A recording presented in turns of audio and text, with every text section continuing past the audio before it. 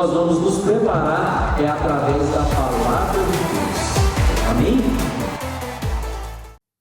A minha versão diz o seguinte, Apocalipse, capítulo 1, versículo 1 e 2. Revelação de Jesus Cristo, que Deus lhe deu para mostrar a seus servos os acontecimentos que ocorrerão em breve. Ele enviou um anjo para apresentá-la ao seu servo João. Apresentá-la por quê? Porque é uma revelação, está falando de uma revelação, que relatou fielmente tudo que viu. Ou seja, ele foi exatamente escrevendo fielmente, da forma que ele viu, ele escreveu no livro. Este é o relato da palavra de Deus e do testemunho de Jesus Cristo. Então, a ideia aqui, como eu disse, nós apresentarmos um panorama do livro. E antes, quem já leu o livro de Apocalipse? Levante a mão. Sim, de boa mesmo, tranquilo. Não é para julgar ninguém. Ótimo, muito bom, maravilha. Por que eu estou perguntando isso? Porque esse livro, para alguns, ele é temido. As pessoas têm medo. Para alguns, o livro de Apocalipse trata como se fosse uma tragédia. E aí as pessoas falam assim, não, minha vida já está cheia de tragédia.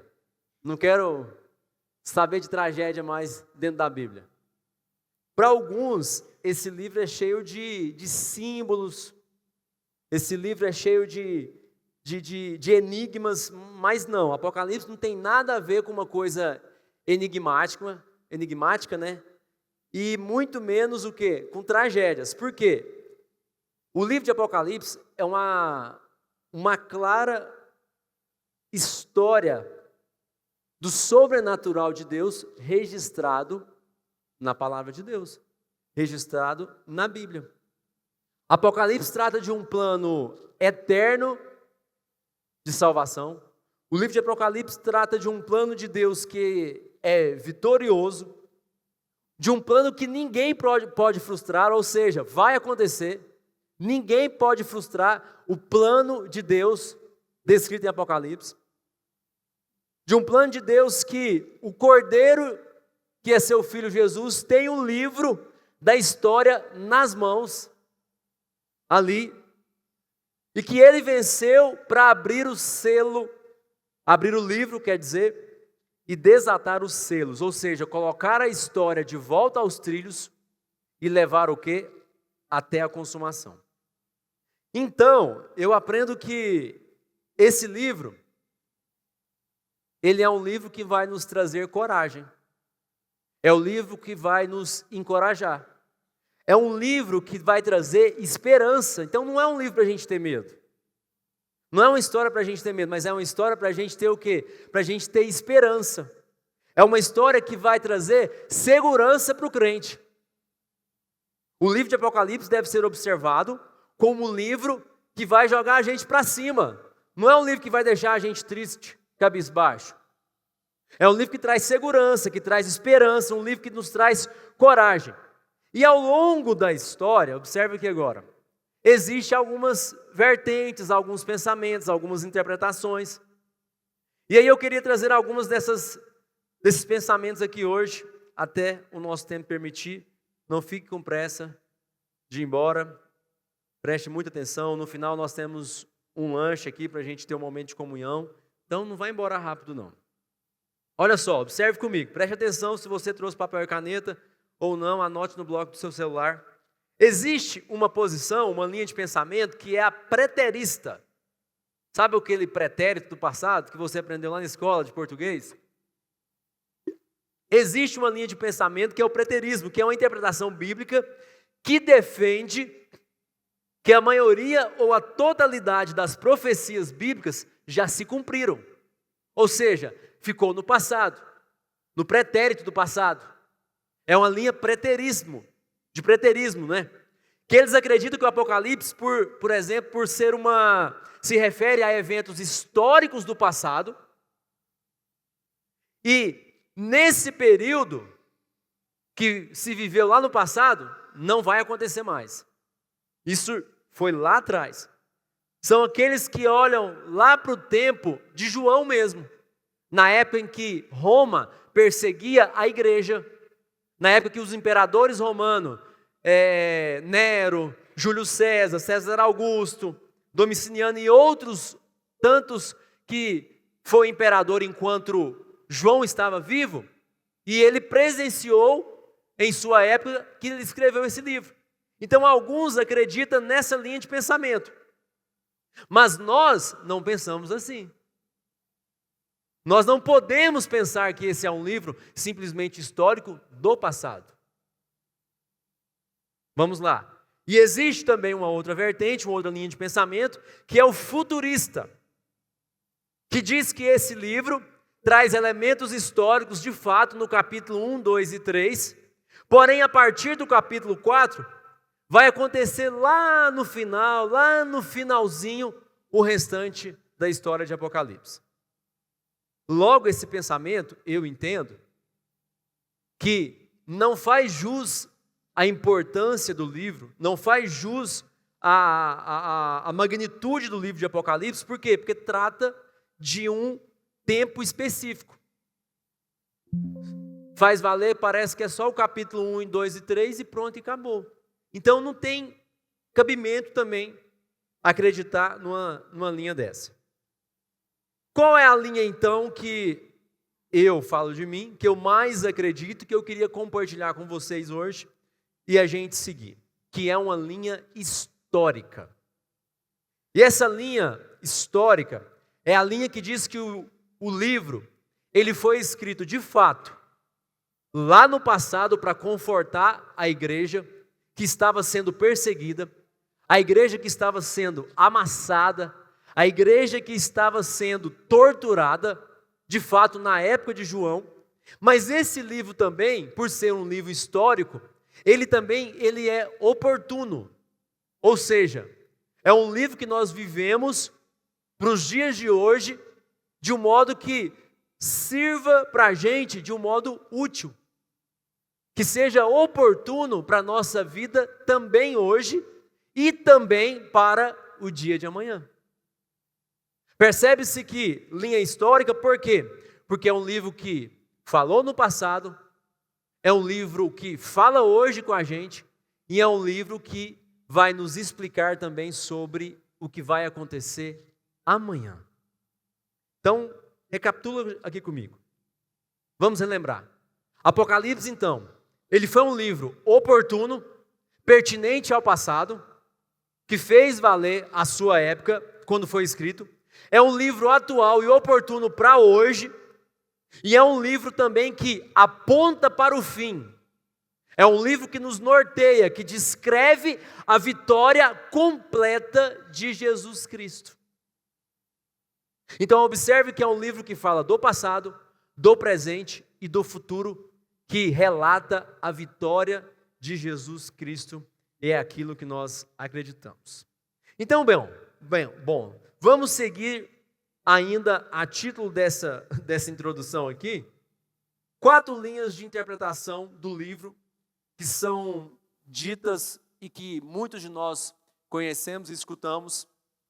Observe o seguinte: existe a linha mais popular, a linha que muitos acreditam, que muitos escutam, e a linha que eu e você também tem um pezinho dentro dela, que é uma linha dos pentecostais, que é a linha dos neopentecostais, que é a linha que se chama pré-milenista, dispensionalista.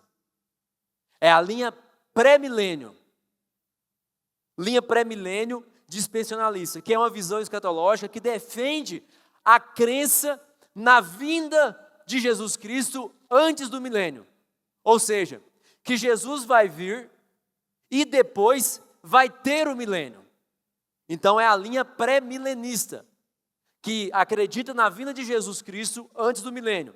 E só a título de informação, essa linha é de um inglês que viveu no século XIX, que ele se chama John Nelson Darby. É uma linha que cada dia ela se torna mais popular. se você nunca escutou sobre isso, mas é uma linha que tem muitas obras, títulos, livros, filmes. Quem lembra do filme Deixados para Trás?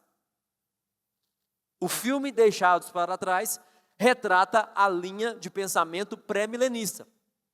A ideia aqui desse pensamento, dessa linha, é que a segunda vinda de Cristo se dará em 2 tempos. Observe, a linha pré-milenista, ela acredita que a segunda vinda de Jesus Cristo, ela se dará em 2 turnos. Ela se dará em um arrebatamento secreto, depois de uma grande tribulação, aliás, depois de uma grande tribulação, né? Depois, então, a segunda vinda visível de Jesus Cristo.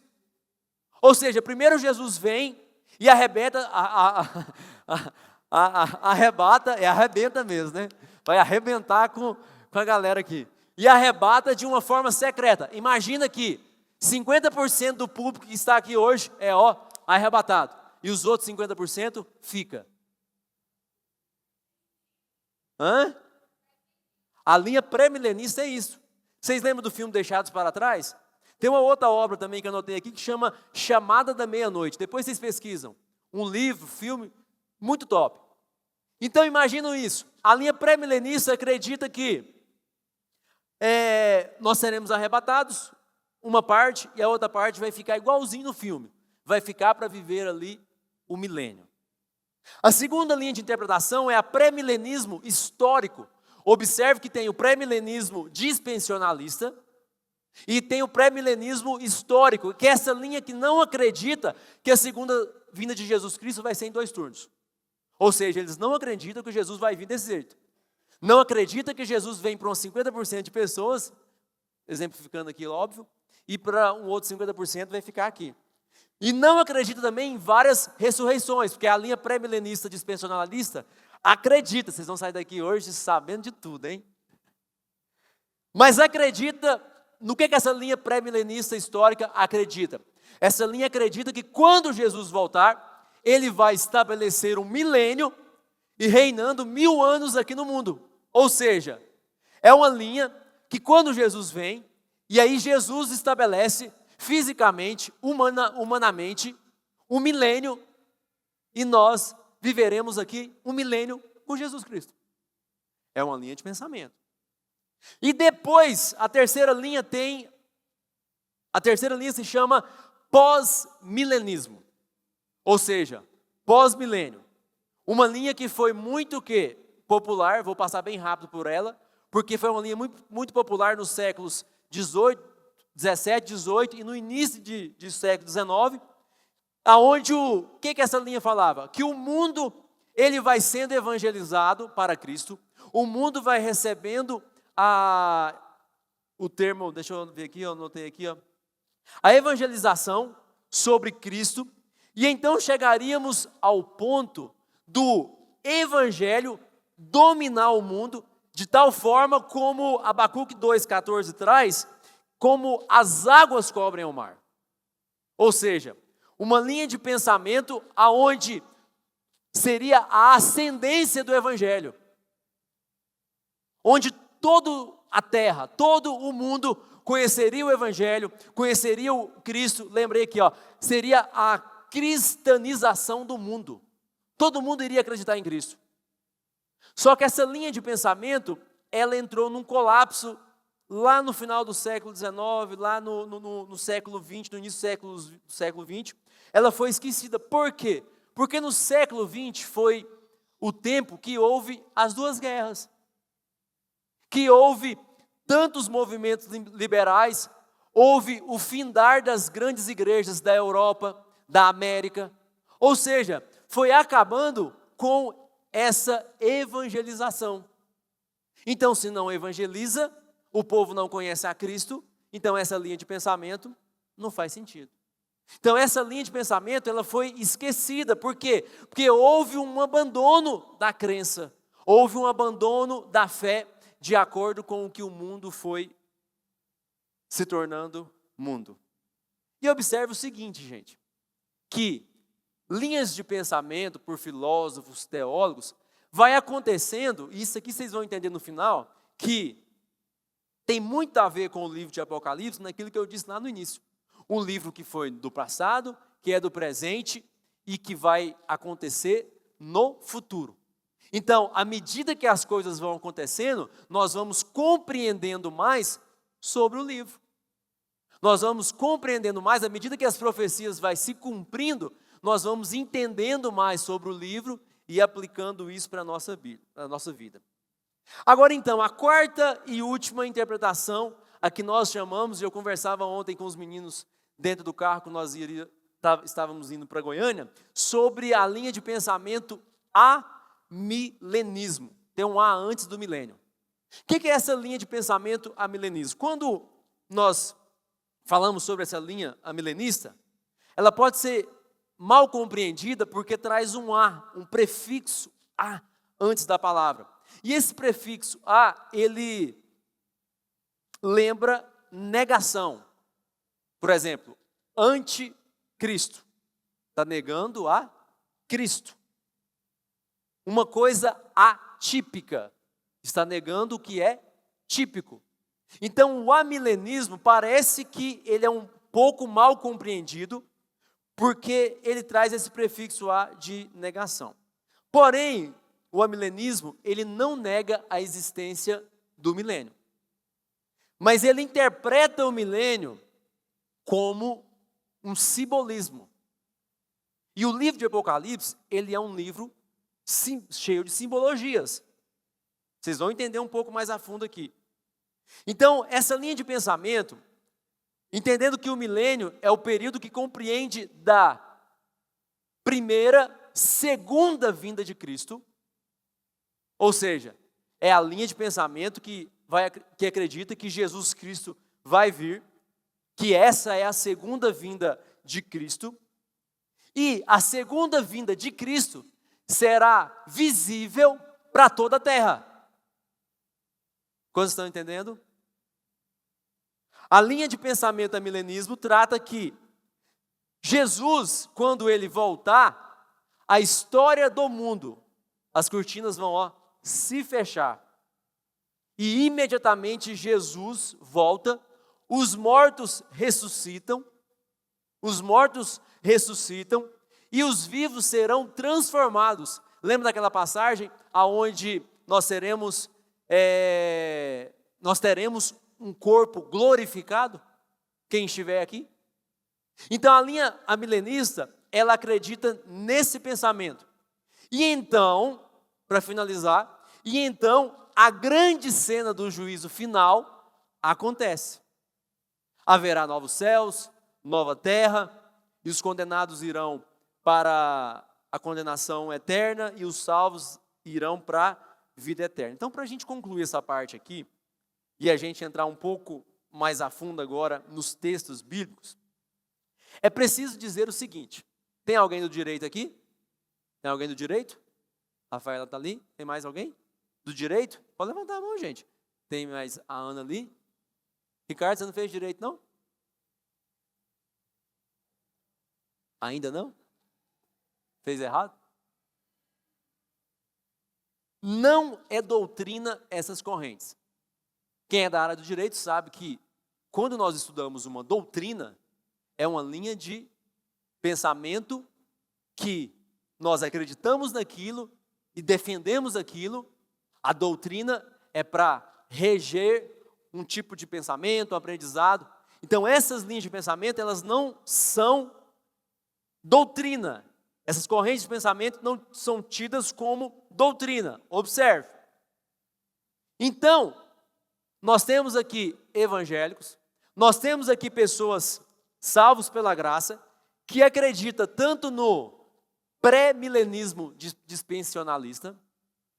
Nós temos aqui crente salvo pela graça, que acredita na linha de pensamento pré-milenismo histórico. Nós temos aqui evangélicos, crentes salvos pela graça, que é pós-milenista. E nós temos aqui crente salvo pela graça, que é amilenista. Então pode ter no nosso meio aqui pensamentos o quê? Diversos.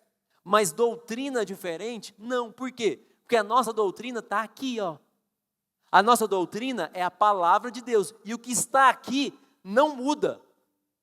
Então eu posso acreditar numa linha de pensamento pós-milenista e você acreditar numa linha de pensamento amilenista e nós seremos salvos do mesmo jeito. Por quê? Porque a palavra de Deus que tem que ser a doutrina para a nossa vida. É por isso que às vezes os meninos vêm me perguntar algumas coisas, eu falo assim, não sei, tem raiva de quem sabe e também não quero saber. Eu só sei que eu quero seguir a Bíblia. Tem coisas que a gente não precisa entrar demais. E é por isso que nós estamos trazendo um panorama do livro de Apocalipse para a gente entender mesmo um pouquinho, mas para a gente não ficar fissurado nisso aqui, em qual linha de pensamento que eu tenho que ir. Não. O seu pensamento tem que ser aqui, na palavra de Deus. Você está guardando a palavra de Deus no seu coração? A Bíblia, ela é o manual, ela é a doutrina de fé sua. A Bíblia, ela é o princípio da sua existência. Os mandamentos, como fala na Bíblia, para você guardar, você tem guardado na tábua do seu coração? O juízo de Deus vai vir.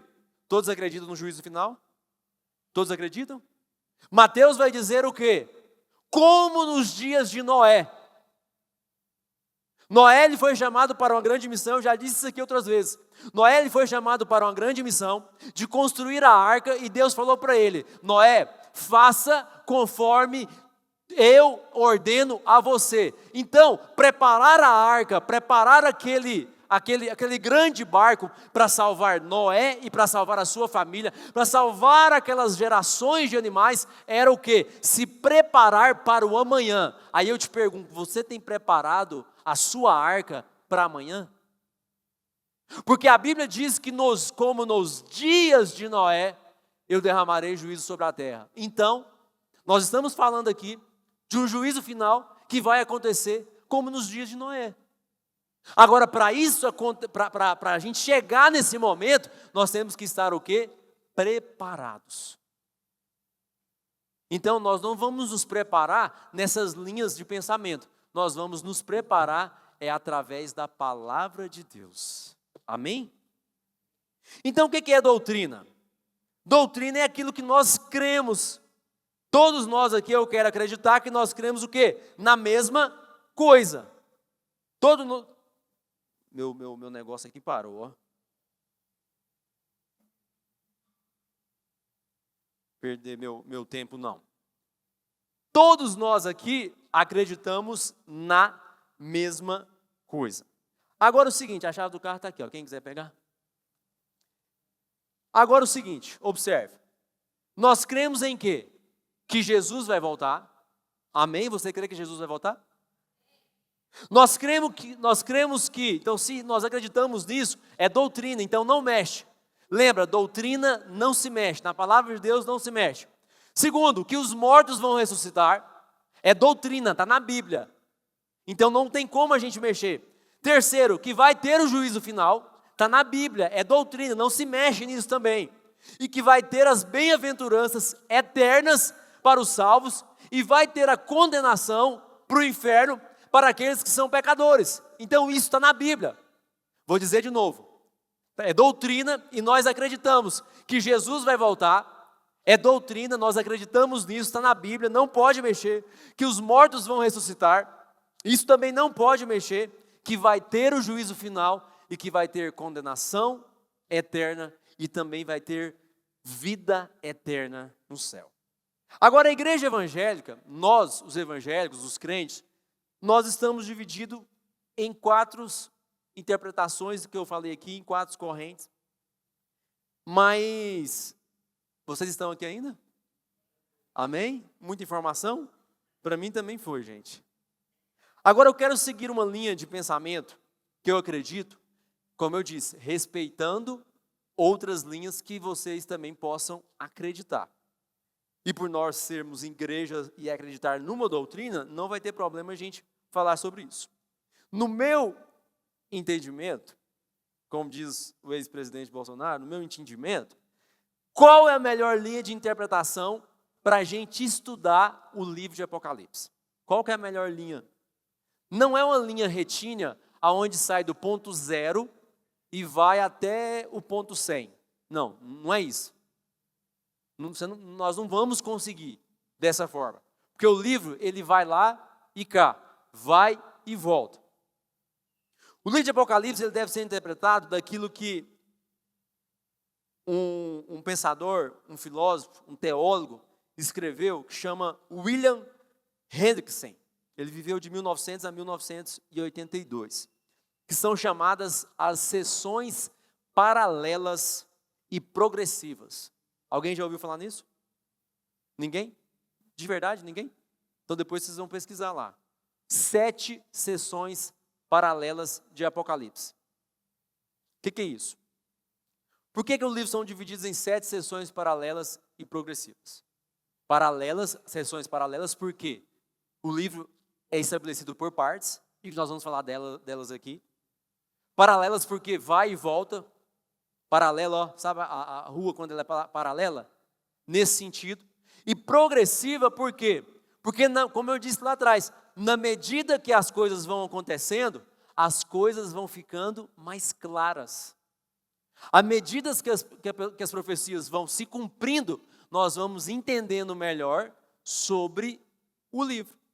E é importante aqui a gente pensar que é o seguinte, que a doutrina central, a mensagem central do livro, que é doutrina que não se mexe, é sobre a segunda vinda de Jesus Cristo. Então, em todas essas sessões paralelas, em todas essas 7 sessões, essa verdade é colocada como o quê? A segunda vinda de Cristo. Em todo o livro vai tratar da segunda vinda de Cristo. Observe o seguinte, vamos lá, quais são essas sessões?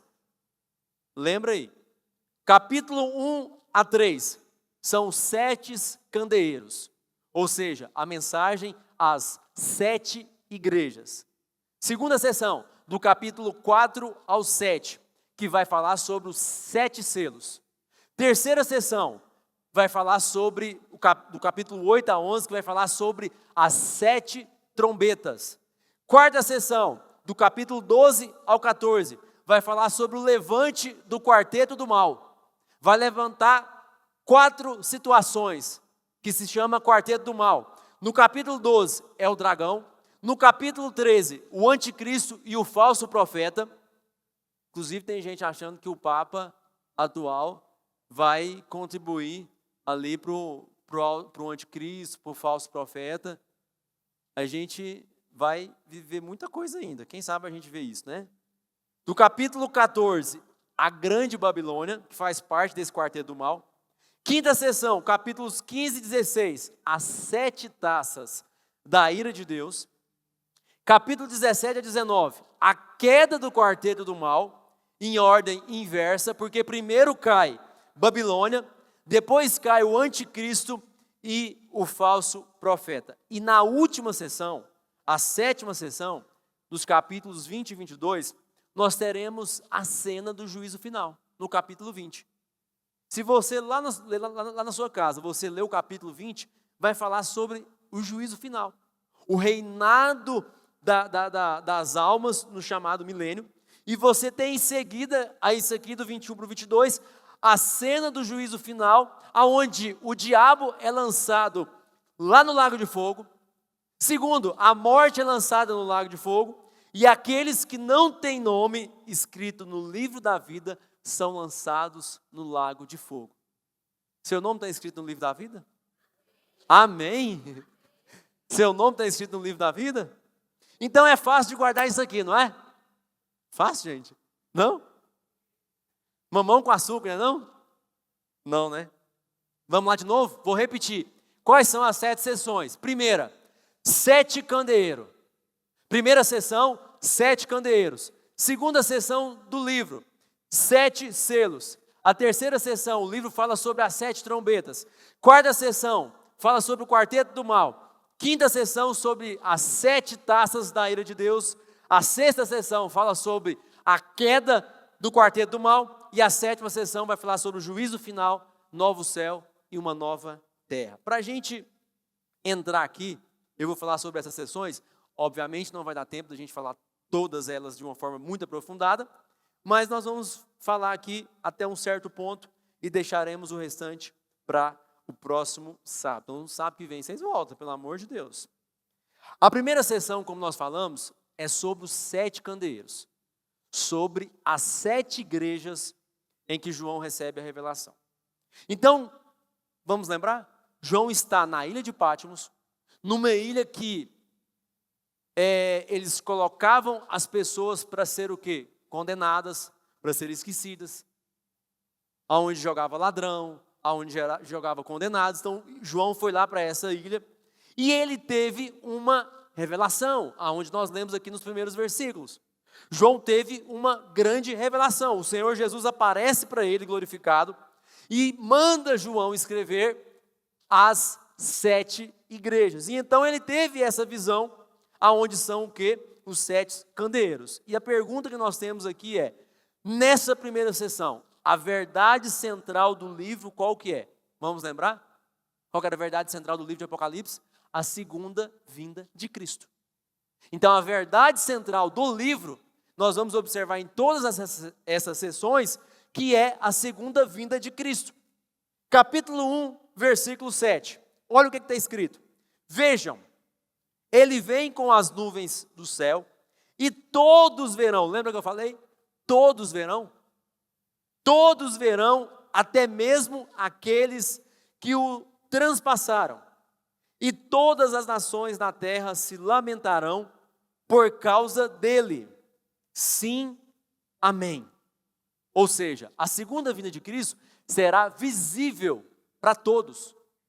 É a Bíblia que está falando, é a nossa doutrina que está falando. A segunda vinda de Cristo será visível. A ideia aqui é que a segunda vinda de Cristo, todo olho verá. Às vezes aí na sua versão vai dizer todo olho verá. Para que toda a nação, todo mundo possa ver, possa ouvir.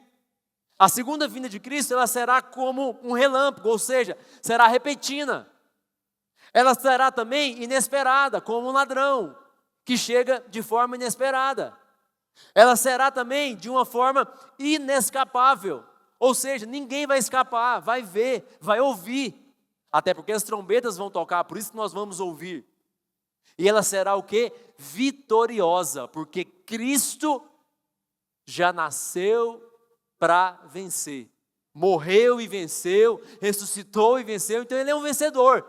E ele volta para a segunda vez, para novamente ser vencedor. Então, essa é a primeira sessão. Agora, a segunda sessão, aonde apresenta... Gente, eu disse que eu iria passar rapidamente, hein? Não dá para a gente aprofundar. A segunda sessão são os 7 selos. O que significa isso? No capítulo 4, João tem a visão de Deus assentado no trono. No capítulo 4, João vê Deus assentado no seu trono. Gente, se você lê o capítulo 4, é muito lindo. Como João descreve, é muito lindo. Vale a pena você lembrar disso de novo, depois você lê na sua casa. No capítulo 5, João tem a visão de Jesus, o Cordeiro. Jesus, o leão da tribo de Judá, que venceu para abrir o livro e desatar estes selos. Então, a partir do capítulo 6, começa a abrir os selos. E o que são esses selos? Os selos são as perseguições do mundo à igreja. Pastor, mas como que é isso? Veremos aqui, ó. Primeiro selo, a Bíblia chama o primeiro selo de o cavalo branco. E aqui dá pano para manga, porque tem gente que imagina que isso aqui, que acha que é Jesus, o cavalo branco, tem gente que acha que até o anticristo, o Satanás, o cavalo branco, mas não tem como não. Porque o povo, o mesmo versículo, pensar que é Jesus, Satanás, não, isso aqui é Jesus. Porque o branco é símbolo de Cristo. Ele saiu vencendo e vai continuar vencendo. O branco é símbolo de Jesus Cristo. Alvo mais que a neve, é quem? É Jesus. É Ele quem abre o caminho. E Cristo é quem desata esses selos. Então é Jesus. O cavalo branco aqui, na abertura do primeiro selo, aonde aparece o cavalo branco, é Jesus Cristo. Segundo selo é o cavalo vermelho. Fala sobre o quê? Fala sobre guerra. Terceiro selo é o cavalo preto, aonde vai falar sobre fome. O quarto selo é o cavalo amarelo, que vai tratar sobre a morte. O quinto selo são as almas clamando. E preste atenção aqui nesse sexto selo. que o sexto selo, ele é uma cena dramática da segunda vinda de Cristo e do juízo final. Porque lá no capítulo 6, versículos 12 e 13, vai dizer o seguinte: olha o que o João escreve. Enquanto eu observava, ou seja, gente, imagina João escrevendo, Jesus aparecendo para ele, Deus aparecendo para ele, e ele observando essas coisas. Aí ele diz o seguinte: enquanto eu observava, o Cordeiro, ou seja, Jesus, abriu o sexto selo e houve um grande terremoto. Quando Jesus, o Cordeiro, abrir o sexto selo, vai haver um grande terremoto. O sol ficou escuro como um pano negro, a lua inteira se tornou vermelha como sangue, e então as estrelas caíram do céu, como figos verdes de uma figueira sacudida por um forte vento. Está vendo que é um livro que tem muita simbologia, porque mostra alguns exemplos, como se fosse mais fácil da gente entender, né? Caiu do céu como um figo verde que cai de uma figueira. Caiu, simples, como um fruto que caiu de uma árvore. E a pergunta é, quando isso se dará? Aí eu levo vocês para Mateus capítulo 24, se o telão estivesse funcionando ia ser muito bom, né? Ah, voltou? Oh, que benção, então põe lá para mim, quem está aí, me ajuda. Lohane, é a Lohane? Mateus capítulo 24, do versículo 29 ao 31. Esse fato se dará na segunda vinda de Cristo. Mateus 24, versículo 29 ao 31. Confira aqui o que vai acontecer. Põe lá para a gente ler. Quando essa cena vai acontecer? Na segunda vinda de Cristo. Vai não? Mateus capítulo, hora que colocar aí, vocês me dão o grito aqui. Abra aí na sua Bíblia. Gente, estou quase terminando. Não, nem vem. Nem vem. Vocês não sabem o trabalho que... Tá bom. Mas eu quero achar aqui na minha, tá bom. Mateus 24. Olha só. Logo em seguida, a tribulação daqueles dias, o sol escurecerá. A mesma coisa que está descrita em Apocalipse. Mateus descreveu. O sol escurecerá, a lua não dará a sua claridade, as estrelas cairão do firmamento, e os poderes do céu serão o quê? Abalados. Próximo. Então aparecerá no céu o sinal do Filho do Homem, ou seja, do Cordeiro. Todos os povos da terra se lamentarão, e verão o Filho do Homem vindo sobre as nuvens do céu, com poder e muita glória. E ele enviará os seus anjos com um grande clangor, acho que eu li errado, hein?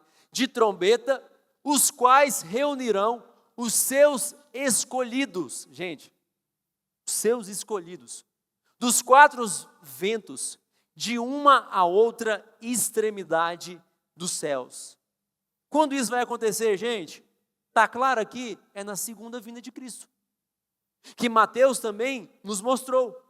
Agora vejamos outra cena aqui, forte. Põe aí agora capítulo 7 de Apocalipse, Apocalipse capítulo 7, versículos 16 e 17. E eu pergunto para vocês novamente, quando isso vai acontecer? Na segunda vinda de Cristo. Versículos 16 e 17. Jamais terão fome, nunca mais terão sede, não cairá sobre ele o sol em ardor algum, pois o Cordeiro que se encontra no meio do trono os apacentará, aleluia, e os guiará para as fontes da água da vida, oh glória, e Deus lhes enxugará dos olhos toda a lágrima, aleluia. Vamos guardar isso aqui então, os selos, eles representam o quê? A perseguição da igreja. A perseguição da igreja como? Guerra, fome, morte. A igreja sendo perseguida. Então Jesus vem e exerce o quê? O seu juízo. Acontece o juízo final. Vem Jesus e exerce o seu juízo e dá livramento para o seu povo. Agora observe a terceira sessão dos capítulos 8 a 11, que são o quê? As 7 trombetas. Trombeta é um instrumento, todos sabem. Trombeta, ele é um instrumento musical, mas também ele é utilizado como um alerta. Antigamente, quando tinham as guerras, as trombetas eram tocadas para quê? Avisar que os inimigos estavam chegando. Então, trombeta aqui, além de ser um instrumento, é um instrumento de alerta do que vai acontecer. Então, nessa sessão aqui, vai falar sobre o quê? As 7 trombetas. A terceira sessão, a terceira parte de divisão do livro de Apocalipse vai falar sobre as 7 trombetas. E o que significa isso? Se os selos foi para a perseguição da igreja, as 7 trombetas são o juízo parcial de Deus. E aqui eu queria que vocês prestassem bastante atenção, que é o que nós estamos vivendo hoje. As 7 trombetas falam sobre o juízo parcial de Deus a este mundo que perseguiu a igreja, que persegue a igreja. As trombetas são alertas, preste atenção, a palavra parcial, porque você vai ver o quê? Se você ler lá, vai falar sobre 1/4, vai falar sobre 1/3 da parte da terra, 1/3 da parte do mar, 1/3 dos rios. Então, ou seja, são trombetas, são alertas parcial que Deus usa, porque quando Deus traz o juízo, Ele traz um alerta antes. O que Deus falou para Noé? Noé, construa a arca porque vai chover. Ou seja, Deus estava alertando Noé, constrói a arca, constrói algo para o que virá amanhã, para te proteger, para salvar você e a sua família. Então as trombetas aqui são alertas para mim e para você, para o que vai acontecer. Ele está alertando a humanidade do que vai acontecer. Todos comigo? Amém? Diminuiu um amém, hein? Está acabando. Vou acabar em 10 minutos. Deus nunca, observe isso aqui, gente, Deus nunca mandou um juízo sem antes enviar um alerta. Deus nunca vai nos dar um juízo, vai trazer juízo sobre essa terra, sem antes trazer um alerta. Deus não pega ninguém de surpresa, a não ser depois dos alertas, na segunda vinda dele. Mas até então nós estamos sendo o quê? Alertados. As trombetas estão o quê? Tocando. Preste atenção nisso aqui. Quais são as 7 trombetas? Para você esquecer e a gente, não esquecer e a gente encerrar essa parte. A primeira trombeta significa o quê? O juízo de Deus está atingindo a terra. A segunda trombeta atinge o mar. A terceira trombeta atinge os rios. Gente, tudo isso é tirado daqui, ó, da palavra de Deus. Não estou trazendo referência, mas está tudo aqui, ó. Se você ler, se você já leu, você vai lembrar. Se você não leu, leia, porque a Bíblia fala de cada trombeta onde atinge. 1/3 parte do mar, 1/3 parte dos rios. Então a terceira trombeta atinge os rios. A quarta trombeta vai atingir o sol, a lua, as estrelas, ou seja, os astros, os cosmos. A quinta trombeta atinge quem? Os homens. Agora vamos entender uma coisa aqui. Às vezes nós atribuímos as coisas, os fenômenos naturais, e observe que terremotos, 1/3 da parte da terra atingido. Mar, a Bíblia fala, 1/3 atingido. Rios, 1/3 atingido. E às vezes a gente olha para esses fenômenos naturais, de terremotos, seca severa, e a gente pensa que não tem nada a ver. Engano seu. Engano meu se eu pensar assim. Lembra que o livro de Apocalipse é um livro histórico, porque ele trata do passado, do presente e do futuro. Aí eu te digo, o que são trombetas de Deus? O que está acontecendo. O que nós achamos que é natural, que são fenômenos naturais, é trombeta de Deus. É uma das trombetas de Deus tocando, nos alertando. É Deus alertando a humanidade. Olha a quinta trombeta, João tem uma visão de um poço. E esse poço é o quê? É o poço do abismo. A Bíblia traz isso, retrata isso. E ele vê uma estrela caída do céu e dá para essa estrela caída do céu, que é quem? Que é o diabo, que é Satanás, uma chave do poço, a chave do abismo. Você conhece essa história. E olha que impressionante, pois esse poço a Bíblia fala que de lá saem gafanhotos, aonde na verdade são demônios. E aí eu queria aprofundar nesse texto aqui, nessa parte aqui, que nós vamos encerrar aqui. A Bíblia fala que esses demônios, que esses gafanhotos, têm cabeça de cavalo, têm rosto de homem, cabelo de mulher, têm dente de leão, cauda de escorpião. Esses demônios foram enviados para destruir a plantação, que é o que gafanhotos fazem. Mas a plantação aqui somos nós, somos a humanidade. Nós somos plantação nessa terra do divino, de Deus. Nós estamos plantados aqui por Deus, por isso que a Bíblia fala que nós somos peregrinos nessa terra. Fomos plantados aqui até um certo momento, até um certo ponto. Então, aqui vai dizer que os homens, eles não vão morrer, mas eles serão atormentados por esses gafanhotos. Os homens não vão morrer, mas eles serão atormentados por esses demônios. E é muito curioso a gente pensar aqui no seguinte: imagina a descrição que o livro faz, por isso que eu volto a dizer, um livro de muita simbologia. Colocar tudo isso, né? Cabeça de cavalo, rosto de homem, cabelo. Pede a IA para fazer isso aqui, vai dar um bicho bem esquisito, não vai? Vai dar uma coisa bem esquisita, por isso que a gente tem que interpretar e entender. Essa não é a ideia. Quando fala rosto de homem, está falando sobre o quê? Inteligência. Rosto de homem trata de inteligência. Eu e você somos inteligentes. Cabelo de mulher, à época, pelos cultos pagãos, a mulher que tinha um cabelo grande, fala sobre sedução sexual. Nós vivemos em um mundo com sedução sexual. Terceiro, quando fala sobre dente de leão, fala sobre destruição, algo feroz, algo que vai destruir. Quando fala sobre couraça de ferro, ou seja, que é irresistível, que é tentador. Então essa é a descrição que João vê saindo da onde? Saindo do poço do abismo. Os gafanhotos saindo. E qual o papel desses gafanhotos, desses demônios? Atormentar os homens. E aqui eu encerro dizendo o seguinte: será que nós estamos vivendo numa época de atormentamento? Será que nós estamos vivendo em uma época onde a população, eu e você, somos atormentados, atribulados todos os dias? Ou será que acontece só comigo?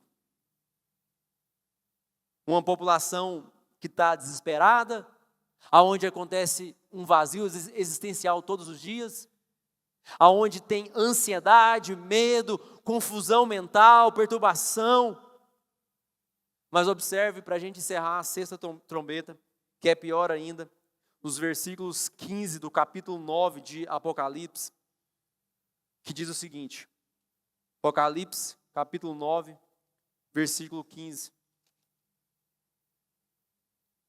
Então os 4 anjos que haviam sido preparados para aquela hora, dia, mês e ano, observe, tem data, hora para acontecer, dia, mês e ano, foram soltos para matar 1/3 da humanidade. Então foi dada a ordem para matar 1/3 parte dos homens, ou seja, a sexta trombeta fala da morte dos homens. Agora é morte, ou seja, não é mais só tormento. Se enquanto uma trombeta alertava sobre tormento, a sexta já está alertando, ou seja, já tem pessoas morrendo, já está tratando de morte. O que Deus está fazendo? Deus está exercendo o seu juízo em 1/3 parte da terra. Deus está fazendo isso ao mundo, a quem? Ao mundo que perseguiu a igreja. Então aqueles que atacam a igreja não ficarão impunes, pelo menos o que? Como aqui diz, pelo menos parcialmente. E dessa maneira então a gente pode perguntar o quê? Até aqui nesses capítulos, onde fala das 7 trombetas, que compreende os capítulos 8 a 11, nós temos o quê? A segunda vinda de Cristo. E esta é a doutrina posta aqui no livro de Apocalipse. Falar sobre a segunda vinda de Cristo. Lembre-se que as sessões, essas partes, elas são paralelas, porque elas vai e voltam, interligam uma na outra. Mas qual que é a verdade central do livro? A segunda vinda de Cristo. E a sétima trombeta, no capítulo 11, no versículo 15, que ele fala da sétima trombeta, observa aqui que a gente já vai orar para encerrar. Capítulo 11, versículo 15. A sétima trombeta. O sétimo anjo tocou a sua trombeta, e fortes vozes gritaram no céu: o reino do mundo se tornou de nosso Senhor e de seu Cristo, e ele reinará para todo sempre.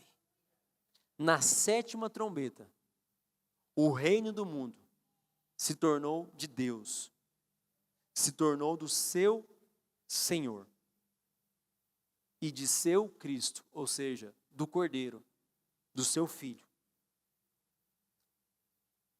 Nós veremos lá em 1 Coríntios, capítulo 15, versículo 23, tratar sobre isso aqui, falar sobre a ressurreição. Então, João, ele está aqui, mais uma vez, nessa sessão, pontuando e enfatizando a mesma doutrina central das outras sessões, que é a segunda vinda de Cristo.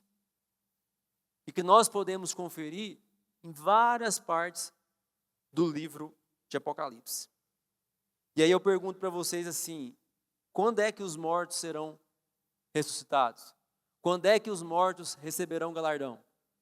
Quando é que nós vivos, se Jesus voltar hoje, receberemos um corpo glorificado de glória? Na segunda vinda de Jesus Cristo. Amém? Então nós ficamos por aqui. Até aqui o Senhor nos ajudou e nos abençoou. Como eu disse, a ideia é a gente tratar isso aqui de uma forma de estudo, de uma forma não para trazer estranheza, não para trazer medo, e muito menos para trazer avivamento para você. Mas para trazer o quê? O que as trombetas nos ensinam, uma alerta das coisas que já aconteceram, das coisas que estão acontecendo e das coisas que vão acontecer. E à medida que as coisas vão acontecendo, nós vamos entendendo o cumprimento das profecias do livro de Apocalipse para esse tempo, para a nossa vida. Amém?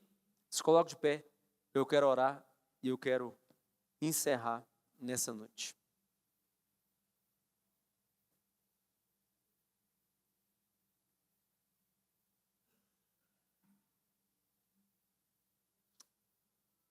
Deus, obrigado, Pai, por esse culto, por essa mensagem que foi para muitos esclarecedora, às vezes para alguns foi mais arrepiante ainda, talvez para outros não entendeu nada, mas eu tenho certeza, Pai, que aquilo que nós escutamos, aquilo que nós aprendemos nessa noite, serviu como uma semente dentro do nosso coração. Porque essa semente, ó Deus, é o Espírito Santo que faz germinar dentro de cada um de nós. E a intenção nesses dias, ó Pai, é nós estudarmos, nós entendermos um pouco mais daquilo que o Senhor quer de nós como filhos teus, para seguir a sua doutrina, que é a palavra de Deus.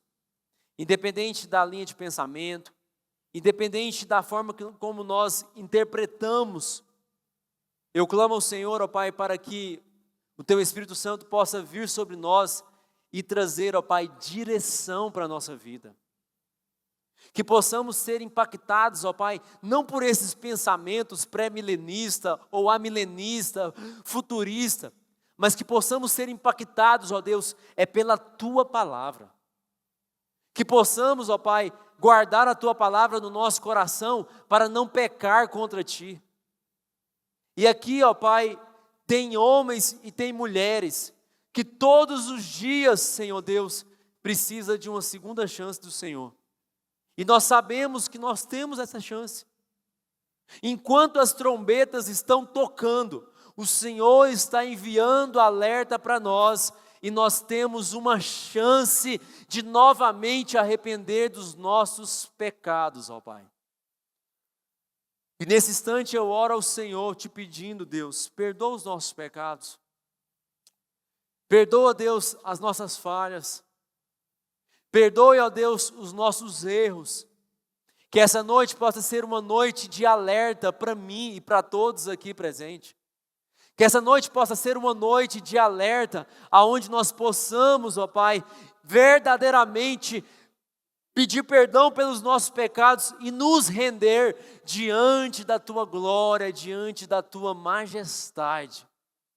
Diante do Teu poder, ó Pai, porque como Noé aquele dia acreditou no Senhor, confiou no Senhor, como Noé teve fé que iria acontecer, nós acreditamos, nós confiamos na segunda vinda do Senhor Jesus Cristo, e nós temos que nos preparar para isso. Em nome de Jesus, ó Pai, eu te agradeço. Eu abençoo, Deus, a cada um que está aqui. Eu abençoo a cada vida que está aqui. Abençoo, Senhor Deus, os pedidos de oração. Que o Senhor possa visitar o lar de cada um. O Senhor possa visitar a cada um aqui, lá no trabalho, lá na sua casa. O Senhor conhece, Deus, a intimidade de cada um aqui. O Senhor conhece o que cada coração está sentindo. O Senhor conhece o que cada alma aqui está passando, Deus. E o Senhor pode entrar com providência. Então a nossa oração nesse instante também é para isso. Entra com providência, Pai. No celeiro, na casa. Cura, Senhor Deus, sentimentos nessa noite. Cura mágoas, ó Pai, ressentimentos. Cura, Senhor Deus, as nossas almas da depressão. Endireita, Pai, os nossos caminhos, para nós não desviarmos nem para a direita, nem para a esquerda, mas para andarmos no caminho reto, no caminho da salvação.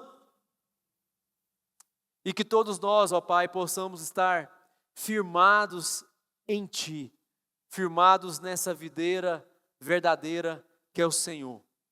Andando, Pai, no caminho da verdade, confiando no Senhor que traz a salvação, que traz a libertação, que traz a transformação para as nossas vidas.